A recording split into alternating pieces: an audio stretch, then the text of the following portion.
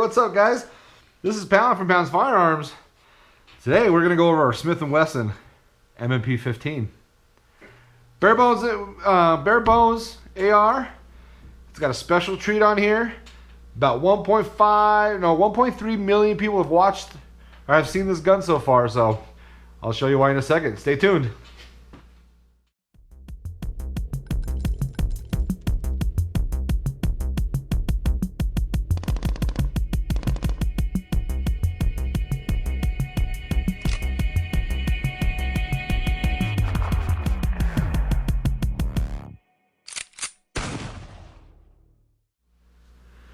Alright guys, welcome back. Yes, Pound from Pound's Firearms. This is a older version. I think these are a Troy Industries rail here. I don't think they make these anymore. But this is an M&P 15. Just gonna make sure we're clear on this guy here. Whoa, knocking you around. We're clear on that one here. So yeah, let's go ahead and go over this guy here. So we'll dive right in. This is an M&P 15. It's their base AR.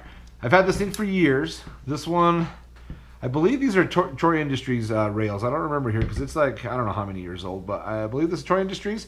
So you do have to have a special type of mounting options here. So it's kind of like M-LOK, kind of. They're actually a pain in the ass because you got to line the rails up, and then there's a bar that runs across it, and then you got to screw it into the bar, and oh my god, you got to hold this thing, and you got to try to catch it and try to hold it with your, stick another tool in there. And oh man, it's a pain in the ass. No wonder why nobody really uses them anymore. But they look cool as hell though, that's for sure. All right, so we'll start from the butt here. So this is just a Magpul stock. I forget the model number of this guy here. It's been around forever. Sure. Yeah, 6-position adjustable stock. This is a 14.5-inch rifle, so it is a stock. You know, I don't know why I opted back then. I don't know why I opted to go with this type of hook here. So this is where my sling mount's at. You know, it seemed like a good idea first to do the clamping sling mounts. Quick disconnects when I first got this wasn't really a thing. So as you can see, there's no quick disconnects anywhere. But yeah, it really wasn't a thing. So we ended up doing the clamps here. And one thing I've noticed with my big hands, sometimes it gets in the way, as you can see. You know, sometimes it gets in the way. So it's a little annoying, but yes. One of the big parts I did do aftermarket is this Hogue grip. To do the Hogue grip, this had this big old monster stomp pad. We'll get back to that in a minute. Actually, no, we'll cover it now because we're going butt to tip. So this is the reason why this rifle, sights up. This is the reason why this rifle has been seen 1.2 million times or 1.3 million times. It's kind of crazy here, but I've had several people ask me, like, so this tool here, this is the Samson Field Survivor. Samsung, not sung like the phone, but Samsung Field Survivor. As you can see, that sucker's in there. But yeah, so I did a casual little short on this thing, and it just went bananas. You're probably watching this video because of this thing. But yeah, so it's got like 1.2 million views, and people are, you know, either love the tool or hate the tool or want Skittles or whatever else they want. So I'll quickly go into a little bit more detail on this here. I do have a full video on it already, but basically there's this O-ring, and what happens when you tighten it, it smushes this O-ring, it spreads it out. What that does is it creates a seal around this, and then it makes it pretty much impossible for it to come out. It does not, I mean, you just saw me, I was yanking on it, it doesn't come out at all.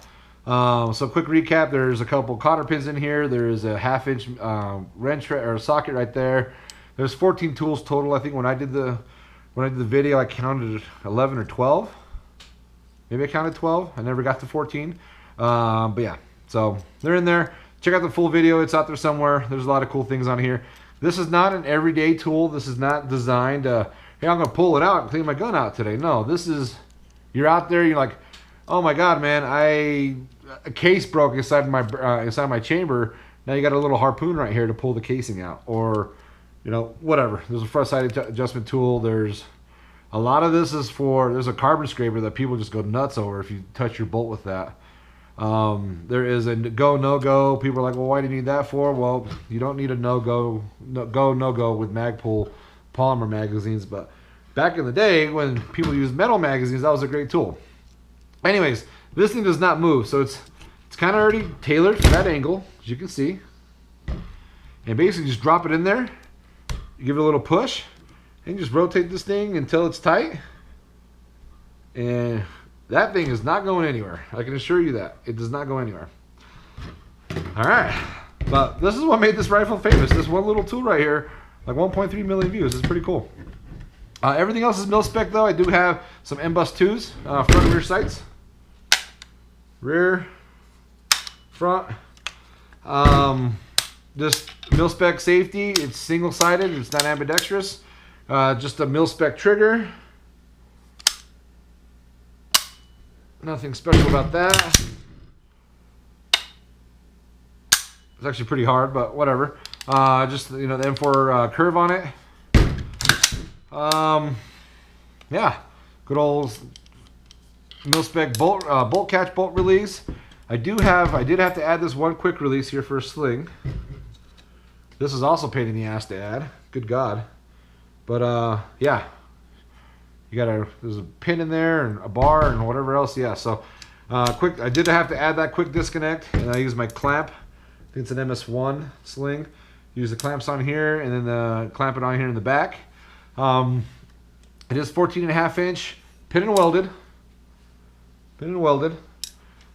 This is a flash hider that does ping a lot. Definitely has the ping. So I do got a Tango down, short forward grip. Did take it apart, and I usually carry spare batteries and stuff in here. Well, I don't have any optics, as you can see, so there's no spare anything right now. It's just some extra tissue. Other than that, it's the carbine length gas tube. Yeah, other than that, it is a very basic AR. You know, I keep it this way because I usually test optics on it. I don't have a lot of optics, but I do borrow some from friends, and I like to swap them out. And I also test, I used to run a EOTech on here, so I like to swap out the EOTech between this and my other AR just to see how well it holds zero. So yeah, it does okay. I mean, I hit stuff at 50 yards. So, but the main thing, I like to stay proficient with iron sights. So I like to use the iron sights on this guy, and yeah. Well, this is a quick rundown of the M&P 15, the world famous 1.3 million view M&P 15. I still can't believe that. But yeah, I would say probably about 80% of you guys that are watching this video probably is because of that. All right, well, enough talking about this here. Let's load this sucker up here. Let's go to the range and take a couple shots. All right, guys, welcome back to the range. We're sitting about 50 yards. This is the, if you're watching this video, you're probably watching it because of this tool right here, which I think is hilarious. But yeah, it's got like 1.2 million views because I just showed this little guy off. Pretty interesting. A few of the comments are like, "You didn't show it stick in the short." I'm like, well, damn, dude, I only got 60 seconds. What do you want me to show here? So, yes, I will put it in here, twist it on. I am telling you, that thing is rock solid. It ain't coming out of here. It ain't coming out of here. Is that a good stomp plate? Yeah, I mean, it is what it is. So I'll loosen it up here just to show you. So this basically expands right here is what ends up happening.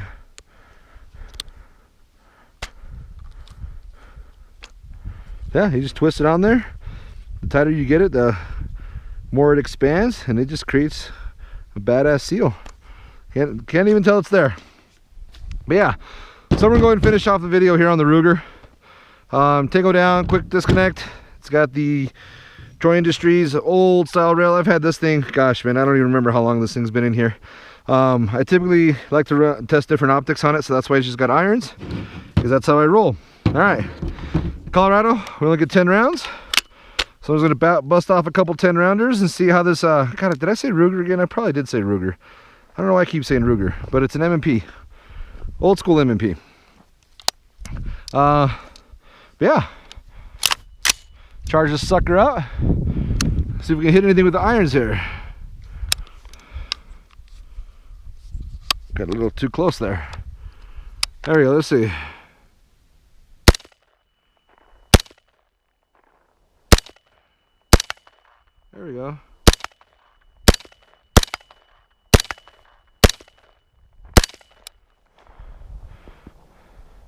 Huh? There we go. Load a couple more here. Had this one, oh, I thought I had it loaded. Oh, this one's loaded. There we go. Let's try this one. All right, let's see.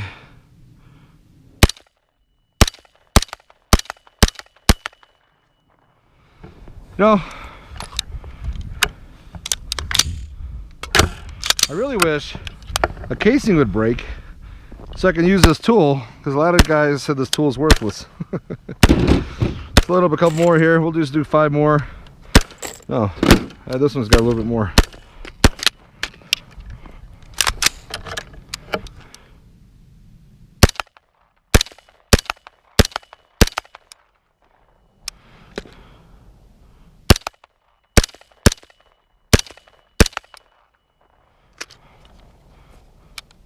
I think it's got one more in here. We still have one more? Huh. Oh, I didn't have the magazine. That's why I didn't lock open. All right. So there we go, guys. That is the M&P 14.5 pin and welded. It's trusty. It's been around for, been in my collection forever. Yeah. The most exciting part about this rifle is that I got 1.2 million views because of that little guy right there. I'm kind of proud of that. All right, guys. See you back at the bench and we'll finish this off. All right, guys, welcome back. That was fun. You know, I'm not half bad with iron sights. I mean, at 50 yards standing up, I was pretty proud of myself. I kind of like that. So yeah, the thing runs fine. I mean, it's older. It's an older AR, probably. Gosh, I don't know when I got this. 10 years ago, 8 years ago, something along those lines. But still runs. Gosh, you know, I don't even know how many rounds I have to do here. A couple thousand rounds through this guy. And it's just plugging away here. So let's just make sure that we're safe again. Yeah, feels like we're safe. Let's close these guys down. Let's go and open this guy up and let's just see what it looks like. I've cleaned, so there's not 3,000 rounds or a couple thousand rounds through there now. I've cleaned it since then, obviously. Yeah, we're gonna go just take a look at this guy. Just a mil spec charging handle, nothing a lot different with that. Here's the famous bolt that people were just losing their minds off of that I was scraping. So I think there's a quick test. You pull all this way out and you can test it. If it falls, then you're without spec. It's not falling. There we go. I pushed it down. Yeah, it's holding. I think his rings are fine on there. I've ran the scraper through there. I know you guys are gonna kill me, but you know it's working. So yeah, so it's juicy. It's greased up. It's got some normal wear and tear on it. I don't think there's anything crazy with this thing. It is lasting fairly well for me.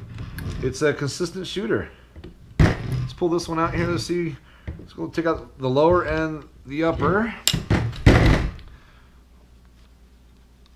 Lower here, just wiping some of the gunk off the hammer there. Nothing crazy. Yeah, it looks pretty normal to me. Dirty, there's some wear in there, but yeah, it happens when you got a couple thousand rounds through here. See what the upper looks like. Yeah, a little dirty. Probably could use a good cleaning. Yeah, who cleans ARs, man? Just let them run.